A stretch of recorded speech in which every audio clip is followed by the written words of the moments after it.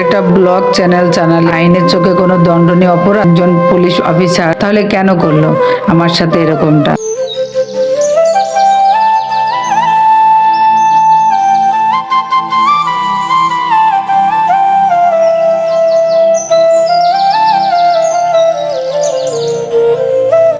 শুভ সকাল আমার প্রাণপ্রিয় বন্ধুরা, তোমরা সবাই কেমন আছো?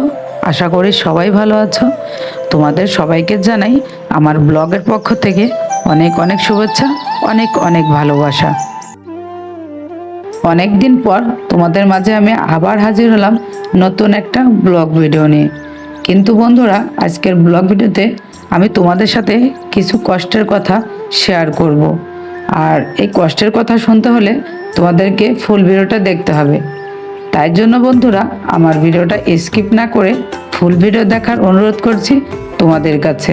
আর ফুল ভিডিওটা দেখে তোমাদের যদি ভালো লাগে অবশ্যই আমাকে একটি লাইক দিয়ে যেও, কারণ তোমাদের একটা লাইক আমার কাছে অনেক একটা ভালোবাসার জিনিস গো।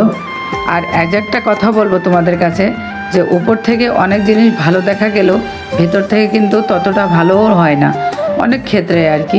তেমনই হচ্ছে আমার একটা জীবন। তো যাই হোক, সে গল্প তো তোমাদের সাথে শেয়ার করবই। কিন্তু দেখো, আজকেও খুব ভোরবেলা উঠেই আমি কাজ গোছানো শুরু করে দিলাম। আর তোমরা তো জানোই যে আমি ঘুম থেকে উঠেই কিন্তু বিরাজ করার পরেই ঘর ঝাড়ু দেওয়ার কাজটা শুরু করে দিই। তবে বন্ধুরা, আজকেও কিন্তু আমার গলার অবস্থাটা বেশি একটা ভালো না, আর মনটাও কিন্তু বেশি ভালো না।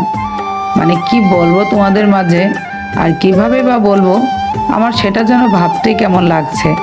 তারপরও কিছু করার নাই, তোমাদের কাছে তো সব কিছু শেয়ার করব। দেখো, জেহাদের খাটের তলা থেকে আজকে কতগুলো ময়লা বের করলাম গো। অনেক দিন যাবত খাটের বেশ তলা থেকে ময়লা তুলে আনা হয় না। তা জিহাদ এই ময়লাগুলো মাত্র 2 দিনে করেছে। আমি কিন্তু এই 2 দিন ধরে হয়তো বা খাটের তলায় বেশি একটা দূর পর্যন্ত ঝাড়ু দিতে পারছে না। এরই ভিতরে জিহাদ দেখো কত ময়লা তৈরি করেছে গো।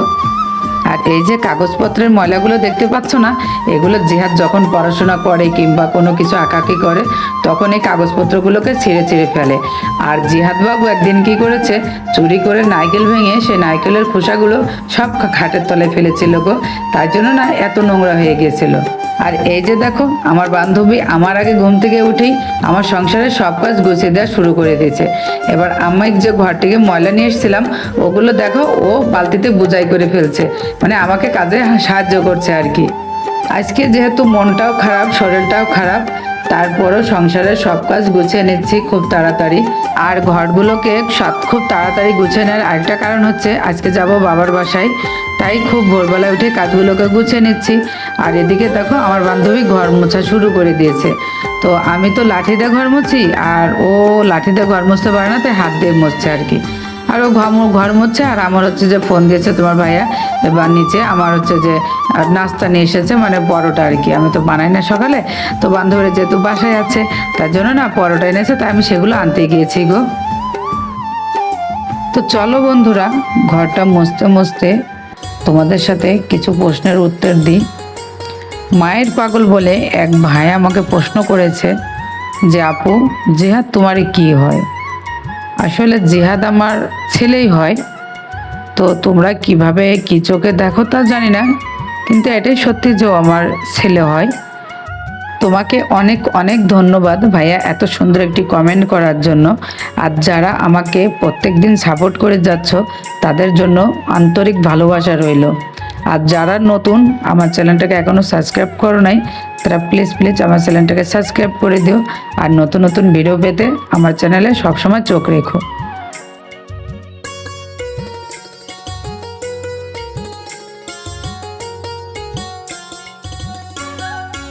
এই যে দেখো, নাস্তা তো নিয়ে আসলাম। তো নাস্তাতে ছিল পরোটা আর হচ্ছে সবজি বাজার থেকে নিয়ে আসা। তো জিহাদ এবং আমার বান্ধবী সবজিটা খেতে চায় না, তাই কারণে না আমাকে একটা ডিম ভাজি করতে হলো আর কি। তো দেখো, আমি একটা ডিমই ছিল, বেশি ছিল না বাসায়, তো একটা ডিমে আমি ভাজি করে দিচ্ছি। তারা হয়তো ভাগ করে খেয়ে নেবে। বন্ধুরা, আমাদের আরও একটা প্ল্যান আছে। আমরা সকালের নাস্তাটা করে চলে যাব আমার বাবার বাসায়। তবে আজকের ভিডিওতে তোমাদেরকে যে আমার বাবার বাসাগুলো দেখাবো, তো হয়তো বা এরপরে আর কখনোই দেখাতে পারবো না আমার বাবার বাসার ভিডিওগুলা।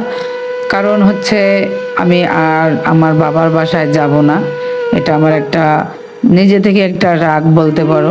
আর কেন যাব না সেটা তোমাদেরকে হয়তোবা নাই বললাম, কিছু পারিবারিক বিষয় থাকে যেগুলো আসলে বলতে চাই না বা অনেক সময় বলা হয়ে যায়।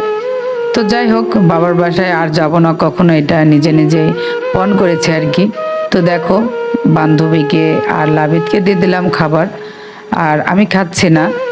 আর তারা তো ফ্রিজ থেকে ঠান্ডা পানি বের করছে, আর আমার দেখো মাথা ঘেমে মানে চুল দিয়ে পানি পড়ছে আর কি, সেটা আবার বান্ধবীকে দেখাচ্ছি।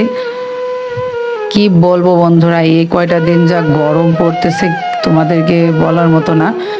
আর হচ্ছে যে বৃষ্টি হবে হবে ভাবছি, কিন্তু এখনো বৃষ্টি হয়নি। তো যাই হোক, দেখো তারা নাস্তা টাস্তা শেষ হয়ে যাচ্ছে, আর আমি বসে বসে চা খাচ্ছি আর কি। চা এবং গরম পানি আমি দুইটাই খাই গলার জন্য। আর গলার জন্য এতটা কষ্ট করতে হচ্ছে, এই যে তোমাদেরকে দেখাচ্ছি আমি, যে গলার জন্য একটা নিঃশ্বাস নিতে হয়, একটা ওষুধ দিয়ে গরম ভাব, এটা নিতে যে এই গরমের ভিতর কতটা কষ্ট সেটা মনে হয় আমি উপলব্ধি করতে পারছি। আর যারা আমার মতো সমস্যায় ভুগেছো কোনোদিন, তারা হয়তো বা বুঝতে পারবা যে আমার এই কষ্টটা কত। গলাটা ভালো হওয়ার জন্য অনেক কিছুই কষ্ট করতেছি। তোমরা সবাই একটু আমার জন্য দোয়া করো যেন আমার গলাটা আগের মতো ফিরে আসে। বন্ধুরা দেখো, চলে এসেছি বাবার বাড়িতে।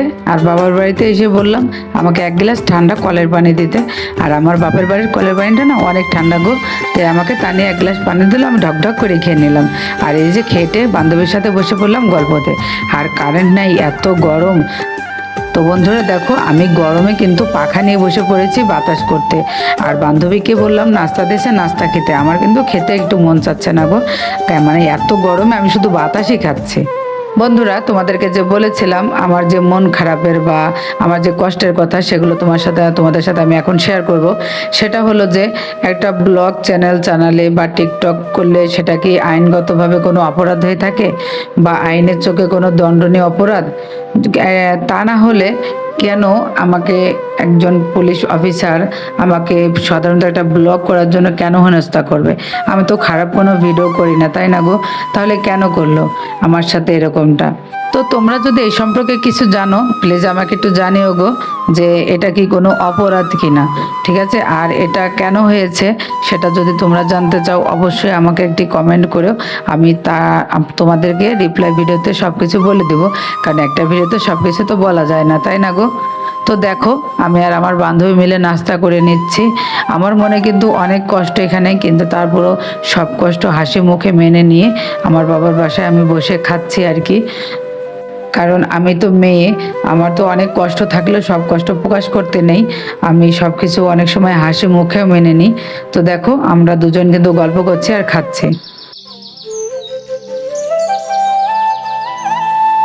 এই যে দেখো, গ্রামের একটা পরিবেশ, সেটা হলো যে শাক সবজি, আসলে এটাই ভালো লাগে। তো এটা হচ্ছে আমার বাবার বাসায় এক কোনায় জায়গাটা পড়ে আছে। তো আমার আব্বা হচ্ছে যে সেখানে কিছু শাক বুনেছে, যেমন ধরো লাল শাক, তারপর ডাঁটা শাক যেটা সাদা আছে। আর ঘাস তো দেখতেই পাচ্ছ কত পরিমাপ ঘাস হয়েছে।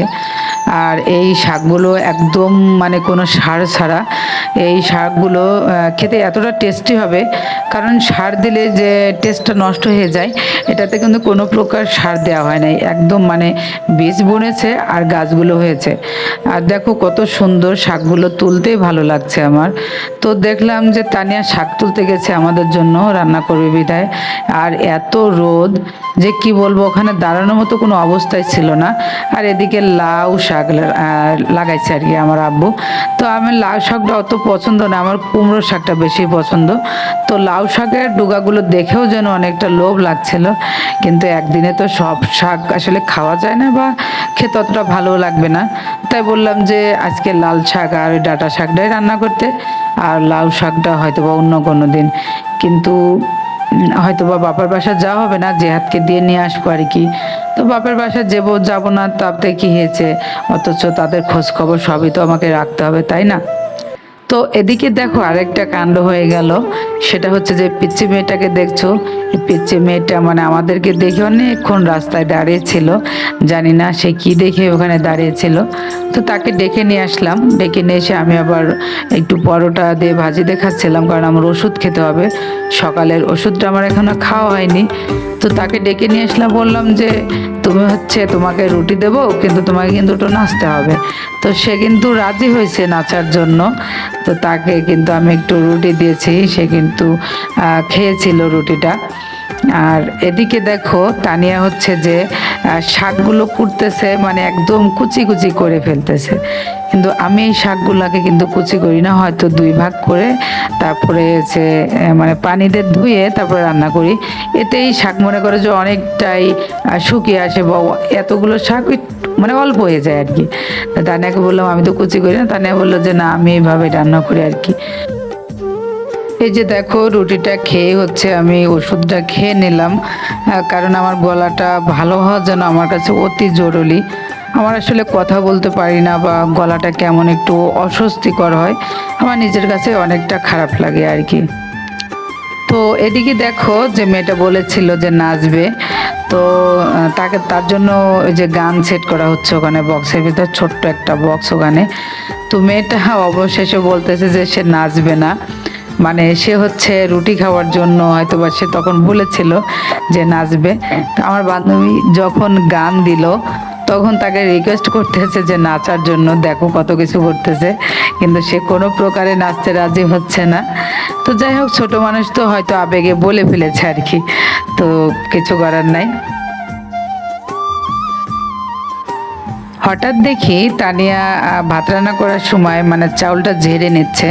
তো আমি জিজ্ঞেস করলাম চাউল এখন ঝাড়তেছো কেন, চাউল কি তুমি ঝেড়ে রাখো নি? বলতেছে যে না ঝেড়ে রাখা হয়নি, রান্না করার সময় ঝেড়ে ঝেড়ে রান্না করি।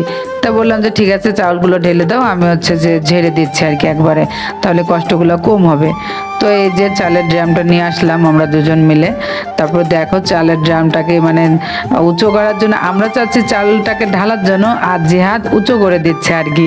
তো এখানে অনেক একটু হাসাহাসি হয়েছিল, অনেক ফানি হয়েছিল। তো দেখো অবশেষে চালগুলো ঢেলে ফেললাম, আর আমি বসেও পড়লাম একটা কুলো নিয়ে এসে চালগুলাকে হচ্ছে ঝাড়ার জন্য। আর আমি কিন্তু ঝাড়তে পারি না গো সেভাবে, তারপরে একটু ঝেড়ে দিচ্ছি যাতে ওর কষ্টটা একটু কম হয়। তো বন্ধুরা, ঝাড়তে ঝাড়তে তোমাদের সাথে একটা দুঃখের কথা বলি। সেটা হলো যে বাবার বাসায় সবারই আবদার থাকে, কিন্তু আমার আবদারটা যেন একটু অন্যরকম। মানে আমি আবদার করলেও যেন মান পাই না বা অন্যরকমটা পাই না, কারণ আমার মা তো বাসায় নাই।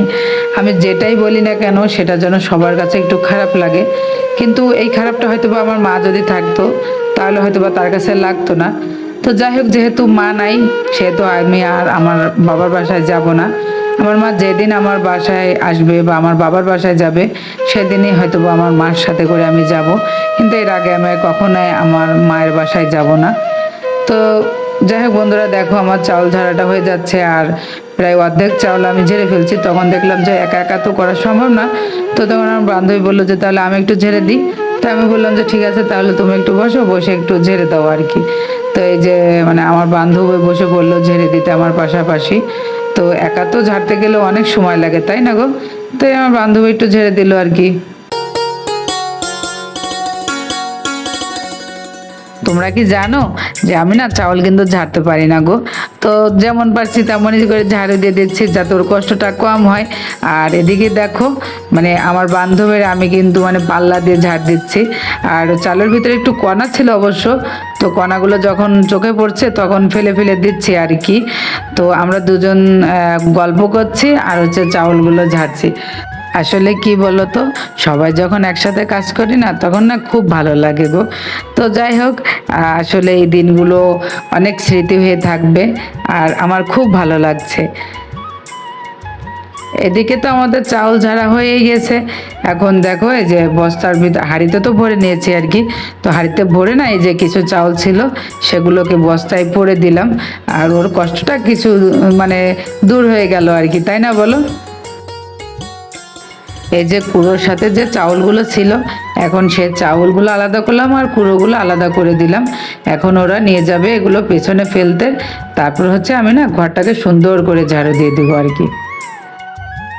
আর কি বলতো যে চাল ঝাড়েছি না, মানে পুরো তো সারা ঘর হয়ে গেছে, তাই সুন্দর করে মানে গুছিয়ে গেছে ঝাড়ুটা দিয়ে নিচ্ছি। তা না হলে ওই যে টাইসের ঘর সব কিছু ময়লা দেখা গেলে কীরকম যেন এটা তাকে তাকে থাকে আর কি, ময়লাগুলো যেন বোঝা যায় স্পষ্টভাবে। তাই দেখো ঘরটাকে খুব সুন্দর করে ঝাড়ু দিয়ে নিয়েছি।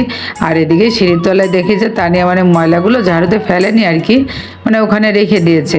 তো আমি কি করলাম যে ঝাড়ুগুলো ময়লাগুলো ভালো করে সুন্দর করে ঝাড়ু দিয়ে নিয়ে মানে সিঁড়ির উপরে ফেলে দিলাম, মানে একেবারে বাইরে নিয়ে ফেলে দিলাম আর কি। তো দেখো সিঁড়িটাকেও সুন্দর করে ঝাড়ু দিয়ে নিচ্ছি। আর বাইরে এত রোদ বন্ধুরা, বাইরে তো মোটে আসাই যাচ্ছে না আর কি, এমন একটা অবস্থা। আর সিঁড়ির যেখানে রোদ আছে সেখানে তো মানে পায়ে পাড়া দেওয়া যাচ্ছে না। দেখো আমার পাটা না পুরো গরম হয়ে যাচ্ছে রোদে। তো তাও আমি কষ্ট করে খুব সুন্দর করে মানে ঝাড়ু দিয়ে দিলাম আর কি। ঘরটাকে সুন্দর করে ঝাড়ু দেওয়ার পর চলে আসলাম উঠানটাকে ঝাড়ু দিতে। ঘর থেকে তো কতগুলো ময়লা বের হলোই, আর উঠানে না প্রচুর ময়লা হয়েছে। আর দেখো বন্ধুরা কত ধুলো, মানে এত রোদের তাপে মানে মাটি শুধু ধুলো হয়ে আসছে। আর তানিয়ারা তো অন্য কাজ করছে, তাই ভাবলাম যে উঠানটাকে আমি মানে ঝাড়ু দিয়ে একটু সাহায্য করে দিই আর কি। আর এদিকে দেখো আমার বান্ধবী আমার ঝাড়ু দেওয়া দেখে হাসছে, মানে আমার ঝাড়ু দেওয়া হচ্ছে না আর কি। আর আমার বান্ধবী বারবার বলতেছে যে তোমার কিন্তু ঝাড়ু দেওয়া হচ্ছে না। তা আসলে দেখো আমার না ঝাড়ু দেওয়া অতটা সুন্দর হচ্ছে না। তো বান্ধবী ময়লা দেখে দেখে দিচ্ছে যে এদিকে তোমার ঝাড়ু দেওয়া হচ্ছে না, ওদিকে ময়লা পড়ে আছে। তো আমি সেভাবে, ও বলছে আর আমি সেভাবে ময়লাগুলোকে আবার মানে ঝাড়ু দেওয়ার জায়গা থেকে কুড়িয়ে নিয়ে এসে ঝাড়ু দিচ্ছে আর কি। তার মানে আমি মোটে একটু ঝাড়ু দিতে পারি না গো। আর এত ধুলো বাহিরে কি বলবো, আমার বান্ধবীর গায়ে তো সব ধুলো চলে যাচ্ছিল। তো উঠানটা তো সুন্দর করে ঝাড়ু দিয়ে দিলাম। এবার উঠানের ভিতরে আসলাম একটু পানি ছিটিয়ে দিতে। তো হালকা যখন একটু পানি ছিটিয়ে দিলাম, তো আমার বান্ধবীদের গায়েও আমি একটু দিয়ে দিলাম, তানের গায়ে একটু দিয়ে দিলাম, সবাই হাসাহাসি করছিলাম। তো হঠাৎ আমার বান্ধবী বললো যে গাছগুলোতে একটু পানি দিই। তো দেখো ওরা গাছগুলোতে পানি দেওয়া শুরু করে দিল। এখানে ছিল হচ্ছে কদবেল গাছ। এই কদবেল গাছটা অনেক ছোট থেকে লাগানো হয়েছে, এখনো কদবেল ধরেনি, বড়ই হয়নি, সেটা একটু সামান্য বড় হয়েছে। আর এদিকে দেখো আমার বান্ধবী লিচু গাছে পানি দিতে এসে না মানে ছাগলটাকে গোসল করে দিচ্ছে। আমরা তো ছাগলটাকে কখনোই গোসল করাই না, যদি ঠান্ডা লেগে যায় এই ভয়তে। তো বান্ধবী বললো যে না, ওর আরও ভালো লাগবে গোসল করে দিলে। তো দেখো শ্যাম্পু নিয়ে আসছে, শ্যাম্পু নিয়ে এসে ও গোসল করে দিচ্ছে আর কি। আর আমরা তো ভয় পাচ্ছিলাম যে যদি ছাগলের ঠান্ডা লেগে যায়। তো আমার বান্ধবী বলছে যে কিছুই হবে না, দাও আমি গোসল করে দিই। তো দেখো ও শ্যাম্পু মাখিয়ে তারপর গোসলটা করে দিল আর কি। আর ছাগলটা দেখো কত সুন্দর করে দাঁড়িয়ে আছে, মানে নড়াচড়া কোনো কিছুই করছে না। আর বাচ্চাটাকেও একটু গোসল করে দিয়েছিলাম। আমার বান্ধবী তো ছাগলটাকে গোসল করে দিল, আর আমি চলে আসলাম আবার উঠানটাকে ভিজিয়ে দিতে। উঠানটাকে পানি দিয়ে ভিজিয়ে তারপরে দেখো শাকসবজি যেখানে ছিল না সেখানে একটু পানি দিয়ে দিলাম। আর এই যে দেখো সবচেয়ে মজার বিষয় হলো এই যে গ্রামে মটর দিয়ে গোসল করা। তো ওই দিকে দেখো জিহাদ নাচানাচি করছে আর গোসল করছে। অনেক ঠান্ডা পানি ছিল বরফের মতো, মানে এই গরম সময় ঠান্ডা পানিতে গোসল করতে যে কি মজা। এদিকে ওরা গোসল করছে আর আমরা দাঁড়িয়ে দাঁড়িয়ে দেখছি উঠানের ভিতর। আসলে মজাটাই ছিল একটু অন্যরকম। তো যাই হোক, জিহাদ মোটর বন্ধ করছে না, তাই জন্য একটু মারতেও গেলাম আর একটু হাত পা সুন্দর করে ডলে দিতে গেলাম। তো বন্ধুরা আমি ভিডিওটা বেশি লং করতে চাচ্ছি না, কারণ আমার গলায় সমস্যা, আমার কথা বলতে একটু কষ্ট হচ্ছে।